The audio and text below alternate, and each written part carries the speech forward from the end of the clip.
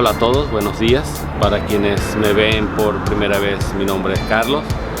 Antes que nada me gustaría pedir disculpas por pasar tanto tiempo sin subir nada, pero por el bicho, cuarentenas, confinamientos, restricciones y bueno, además mis compromisos laborales, pues no me ha dejado subir contenido tanto cuanto quisiera. Dicho esto, en esta oportunidad vamos a hacer un viaje por la carretera nacional 222 que está en Portugal. Les confieso que me causa mucha curiosidad y al mismo tiempo me emociona por lo que he leído y por lo que he visto en internet sobre ella. Y nada, espero les guste. De ser así, espero que me ayuden con una suscripción, con su like y me lo hagan saber en la caja de comentarios. Y sin más, que ruede la intro, veamos qué nos ofrece esta bonita carretera.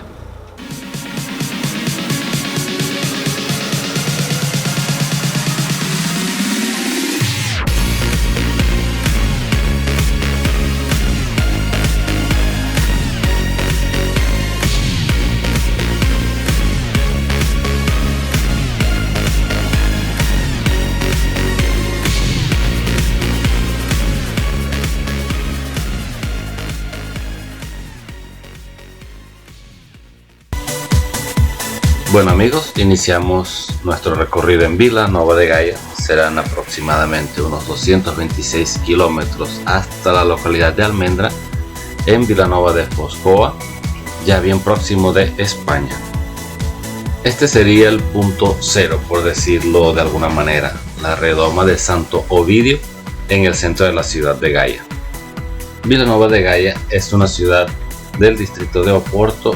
Tiene cerca de 300.000 habitantes y está localizada al sur del río Duero.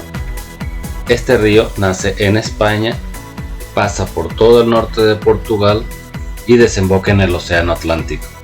Separa a la ciudad de Oporto y Vilanova de Gaia. En Vilanova de Gaia, si disponen del tiempo, vale la pena que visiten algunos lugares, como por ejemplo el Cais de Gaia, que es donde yo estoy.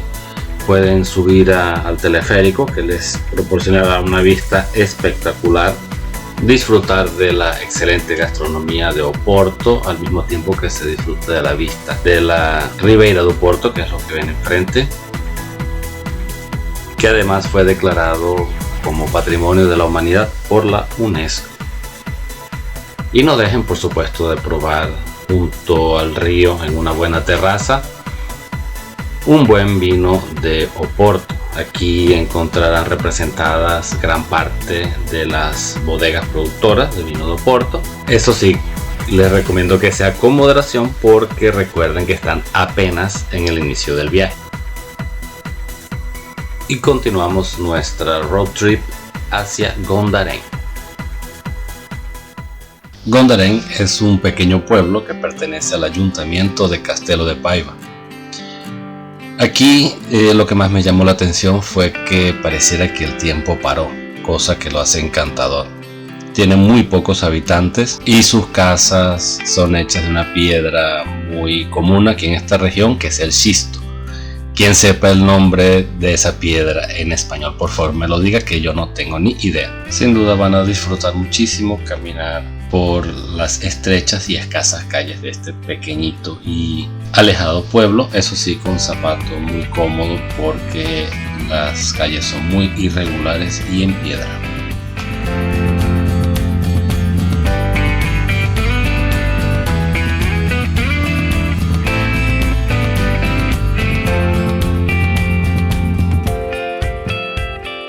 Y continuamos entonces hacia Midões.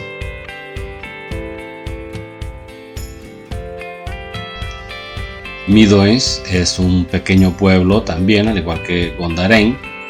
De hecho, también posee muy pocos habitantes de manera permanente.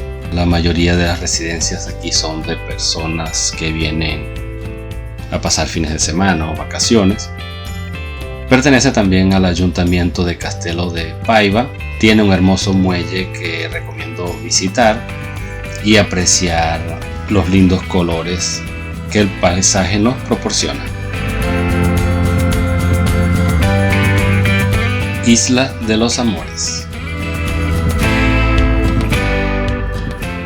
y a pocos minutos de llegar a la ciudad de Castelo de Paiva, en el distrito de Aveiro, se puede observar una pequeña isla en el punto donde se encuentran los ríos Duero y Paiva. Esta isla es escenario de una leyenda en que un joven agricultor se enamoró de una joven de clase alta, pero esta estaba prometida a otro joven de clase alta. El joven agricultor asesinó a su oponente, por decirlo de alguna manera, y se escapó con su amada a esta isla. Pero en ese día ocurrió una tempestad en el río Duero y el río se tragó a la embarcación que llevaba a ambos, impidiéndolos de vivir juntos para siempre en la isla. A esa isla se puede llegar de barco y se puede tomar unos muy buenos baños de sol o practicar algunos deportes acuáticos.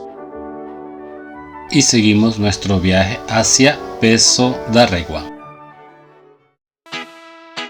Llegados a este punto nos aproximamos de la mitad aproximadamente de nuestro viaje por la carretera nacional 222. Y es aquí donde comienza parte de la carretera que le da el título de mejor carretera para conducir del mundo. Peso da Régua es una ciudad que pertenece al distrito de Vila Real, en el norte de Portugal. Según el censo de 2001, cuenta con aproximadamente 18.000 habitantes. Esta bonita ciudad comenzó a crecer y a desarrollarse desde 1756, cuando se creó la Real Compañía General de Agricultura de las Viñas del Duero, que estableció la primera región con denominación de origen de producción de vino de todo el mundo.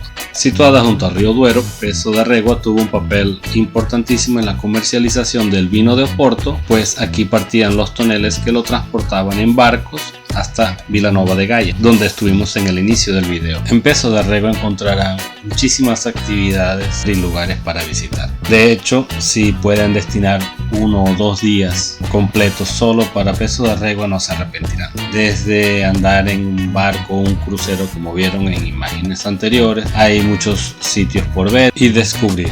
Como se habrán dado cuenta, también se puede llegar en tren, e incluso hay quien llegue aquí caminando y siga para lugares más lejanos.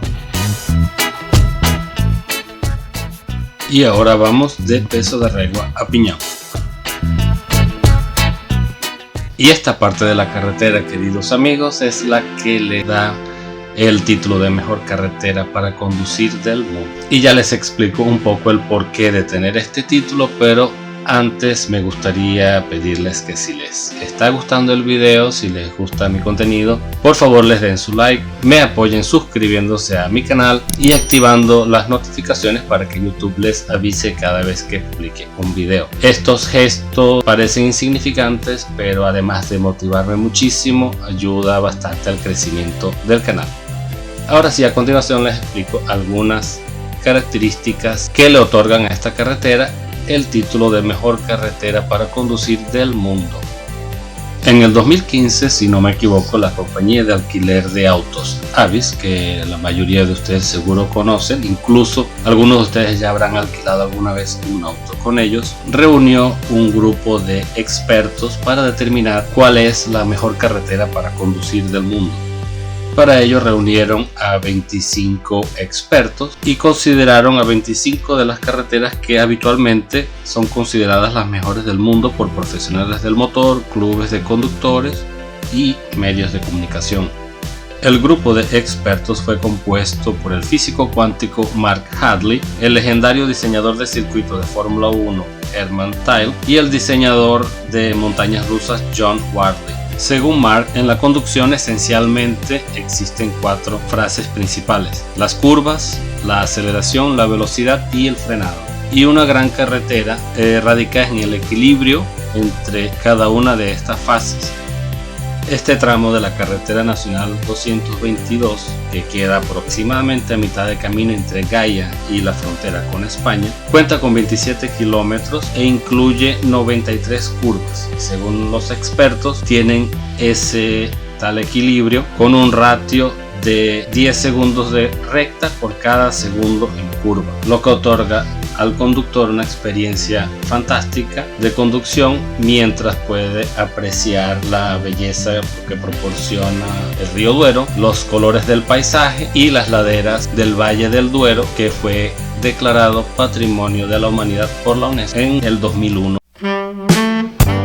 Eran ya las 6 de la tarde cuando llegué a la pequeña villa de Piñão, donde fui a visitar una de las fincas, una de las muchas fincas productoras de vino de Oporto de la región que había reservado previamente. Existen varias opciones para visitar la finca Quinta de la Rosa y varios precios también, por supuesto. La reservación que yo hice fue de 21 euros y nos proporciona una visita guiada a la finca y a parte de los viñedos, con una explicación sobre la producción, dónde se almacena, cómo se hace el vino, toda su historia, la historia de la finca en sí, de la familia. Y en la parte final proporciona una degustación. En mi caso fueron 2 vinos de mesa, uno blanco y uno tinto, y 2 Oporto con añejamiento diferente. La Quinta de la Rosa tiene más de 200 años de historia. Fue fundada en 1815 y una curiosidad que me gustaría compartir con ustedes es que en 1906, si no me equivoco, una señora inglesa compró esta quinta, imagínense, para dar de regalo de bautizo a su nieta. Quinta de la Rosa dispone también de habitaciones con vista al Duero para quien quiera hospedarse, restaurante, una tienda con una vista preciosísima. Si tienen la oportunidad, no dejen de realizar una visita a esta u otra de las diferentes fincas productoras de vino de la región, porque además de la belleza del paisaje envolvente, de la sensación que le darán a vuestro paladar, también quedarán conociendo un poco más sobre el arte, porque me pareció que es un arte, la producción de vino y todo lo que eso envuelve. Aquí cada detalle es pensado. La cantidad de luz dentro de la bodega, la temperatura y el porcentaje de humedad. Me llamó mucho la atención que hay barriles de hasta 50.000 litros. Es decir, el Chavo del Ocho en uno de ellos viviría seguramente como en una mansión.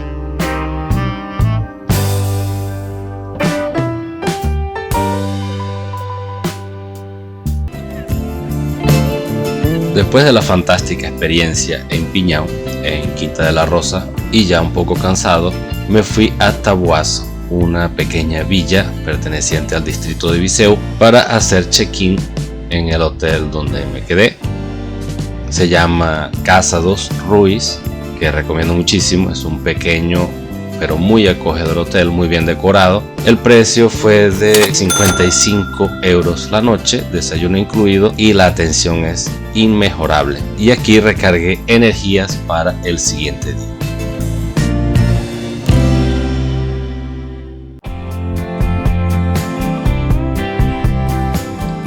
Y al día siguiente, ya en carretera nuevamente, con las baterías recargadas y a poco menos de 30 kilómetros del final de nuestro trayecto por la carretera nacional 222, me dirijo a la ciudad de Vila Nova de Foz Coa, una pequeña ciudad perteneciente al distrito de Viseu, donde visitaré el Museo de Arte Rupestre del Valle del Coa.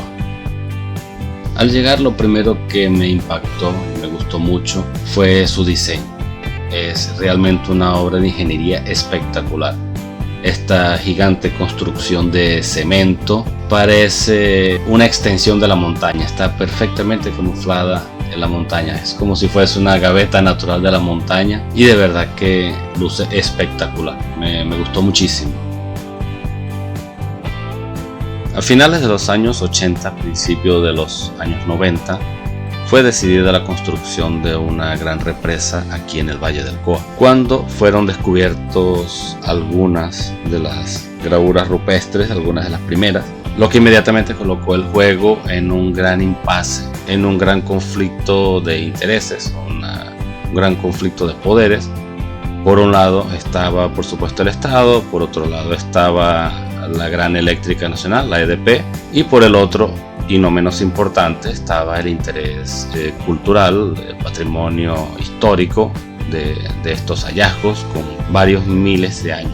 La entrada al museo cuesta 7 euros y debido a la situación lo primero que debemos hacer antes de entrar es medir la temperatura. En el caso del museo tiene un aparatito que encostamos el pulso a la derecha y ahí nos da la medición de la temperatura.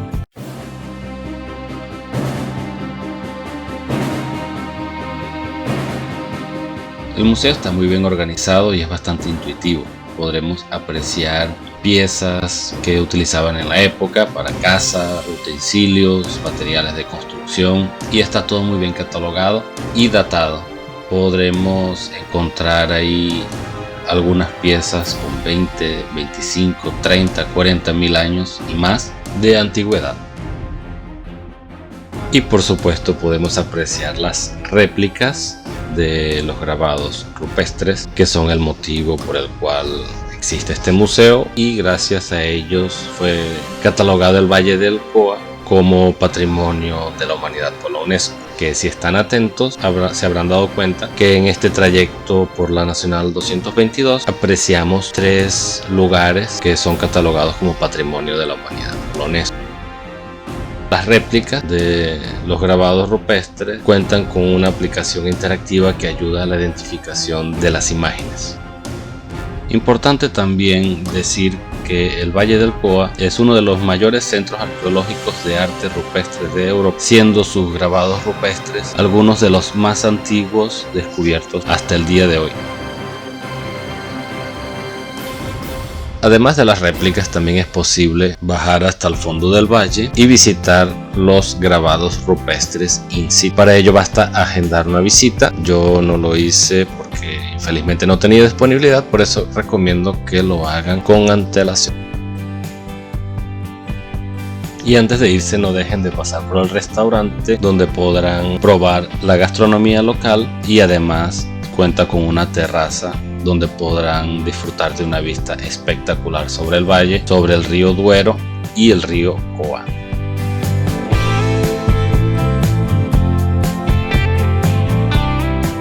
Y bueno, mis queridos amigos, ahora nos dirigimos hacia la pequeña localidad de Almendra, que está a pocos kilómetros de aquí, aproximadamente unos 10 kilómetros, donde está oficialmente el final de la carretera nacional 222 que une Portugal de un lado al otro por el norte. Aquí van a encontrar una especie de monumento en piedra que fue puesto aquí por el Club de Motociclistas de Vilanova de Foscoa para señalizar el final de la carretera.